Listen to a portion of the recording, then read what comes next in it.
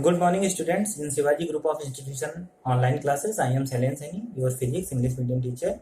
Students, in our previous lecture, we have studied matter waves or de Broglie waves, and we have derived the formula for the wavelength of the matter waves, and also we have made two conclusions based on that formula. And what the conclusions are? First one is what lambda equal to what h upon mv, and as we have seen there that if the object is at rest there would be no matter waves and there would be no wavelength. And second one is what, that matter waves, wavelength of the matter waves doesn't depend on the particle whether it is charged or uncharged.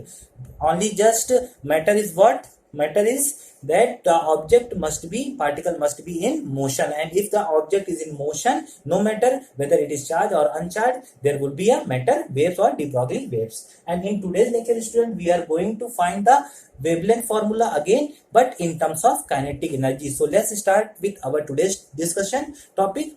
So students, as you know that if the object is moving with velocity v and it possesses the mass m, then there would be the kinetic energy, and the kinetic energy possessed by the particle is k equal to half mv square. K equal to half mv square. From here we are going to find the velocity v in terms of kinetic energy, and for this we are moving this to from right side to left side, so it would becomes into multiplication with k, and this m would become in division, and when we remove square here it becomes root here, so v comes here under root of 2k by m. So what we get, v in terms of k, this equation. So now student, you have already derived this formula for wavelength of the matter wave lambda equal to, we know that it is h upon p, where p is what, p is the momentum, and you know that the momentum is what, momentum is mass into velocity. So in place of v here we are just putting this value of v we have derived here. So lambda equal to h upon m, we are putting this value v, 2k upon m. So I think you got this point. And students, we are taking this m inside the root. So when it goes inside the root, it becomes m square, 2k m square upon m, and 1m is cancelling the 1m. So finally we will got lambda equal to h upon under root of 2mk. So this is our today's first derivation. I think you have clear idea about this, and this derivation, this wavelength equation is in terms of kinetic energy, and this formula does not depend on whether the particle is charged or uncharged. It means you can apply this formula any particles. So only the things you have given in the numerical problem is kinetic energy. If you have given the kinetic energy and the mass of the particle, then directly you can apply this formula instead of this one, because here you know there is not the terms of kinetic energy k. So I think you have cleared idea, and I am also writing that this is for all particles, means whether it is charged or uncharged. So this is for all particles. Okay. Now our second problem is, student, what? Now we are going to specialize our discussion. We are making the discussion very special. Now we are putting condition that the charged particle which we have discussed here is where the particle we have discussed is whether it is charged or uncharged. The formula is applicable for both one. Now we are limiting our discussion and we are making that the particle should be charged. And when we say that the particle is a charged particle, it means we are limiting our discussion, and let's take a particle which is charged, and if we want to accelerate that particle, we will apply an external force by the external battery of potential difference V, so that the battery can create an electric field. And as you know that if a particle is in the region of electric field, there must be an electrostatic force, and that force is called Coulomb force. And by that force a particle start accelerating, and if the particle start accelerating, its velocity increasing, it means its kinetic energy also start to increase. So it means the battery is doing work on the particle, and the work done by the battery is converting into the kinetic energy. And for the ideal case, if we are taking the ideal case, all the work done by the battery, on the charge particle is converting into the kinetic energy. So here we can say that work done by the battery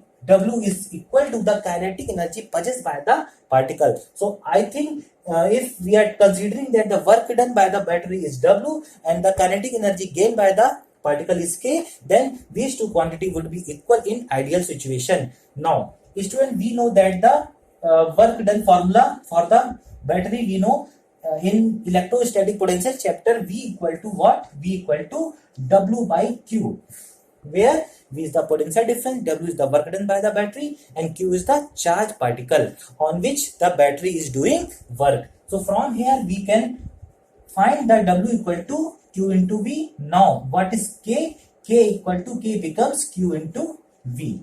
I think you have got my point here. K equal to Q into V. How we can in this situation here we can say that K equal to QV by this concept, and now we are finally putting this value K in this general condition so that we make it the special one for the charge particle. Now we are just putting this value of K here. So what lambda becomes? Lambda becomes under root H upon under root 2mQV. So this formula, students, this new form of lambda equal to H upon under root 2mQV, it is not for the uncharged particle, it is only for the charged particle. So here I am writing that only for charged particle,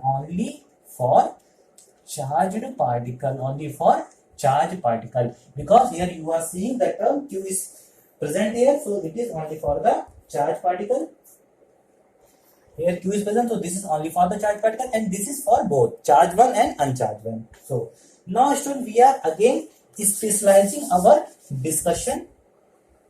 So when you will use this formula, if in the numerical problem you have given the particle is the charged particle and the particle charge is given and also potential difference is given, then you can directly apply this formula to find the wavelength of the matter waves. So I think you have clear idea when you would apply this formula, and the previous one we have discussed earlier. Now finally we are going to make this formula again special by letting that the charge particle is here electron. The charge particle is here electron, and for electron we know that value of Q equal to 1.6 into 10 to the power minus 19 coulomb, and the mass of the electron M equal to 9.1 into 10 to the power minus 31 kg.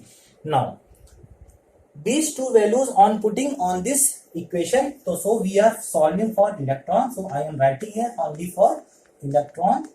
So what we would get, lambda equal to H under root of 2, M की value क्या है 9.1, 10 की power minus 31 है, और आपका Q क्या है, Q आपका है 1.6 10 की पावर माइनस 19 है, और V आपका क्या है यहाँ पर वेरिएबल है, तो V हम ऐसे ही लिख रहे हैं, और H को आपको ऑलरेडी पता है प्लांक कांस्टेंट की वैल्यू क्या होती है, तो ये सारी वैल्यूज जो हैं ये V को छोड़कर बाकी सब की वैल्यू मैंने पुट कर दी। इनको जब हम लोग सॉल्व करते हैं स्टूडेंट्स, तो ये फॉर्मूला आपका आता है lambda equal to under root of 150 upon V, 150 upon ये पूरा रूट के अंदर, और ये पूरी वैल्यू किसमें आती है स्टूडेंट्स, एंगस्ट्रॉम में। So this formula lambda equal to under root 150 upon V in angstrom, keep in mind important here, this is in angstrom lambda. So this formula is only for electron, this is not for proton, this is not for the alpha particle, this is only for electron. So if you want to find this formula in terms for the alpha particle or for the proton, you can put here the mass of the proton and the charge of the proton. For the alpha particle, put the mass of the alpha particle and charge of the alpha particle, then you would get the formula for that particular particle here. So again students, this equation is also is in the form of this becomes, when you square rooting this equation, this would come 12.27 upon under root of V in angstrom. As you know that 150 is just near to the 144, it means it is near about 12. So this would come in another form 12.27 upon under root V, and this all the value is in angstrom. I think this is all about for today's lecture, and this is sufficient, and you have got clear idea about what we have discussed in today's lecture. And also I am giving you a homework, students, here, that you can convert this equation for proton and for alpha particles, and you have to do this in your homework, so that if there is a numerical for alpha particle, you don't require to put this value of mass of alpha and charge of alpha, then finally solving that complex situation, so you get problem there. I think you have directly a formula for the alpha particle and proton. So I am giving you homework, and we will discuss it in our next lecture. So thank you, students, and we will meet in the next lecture. So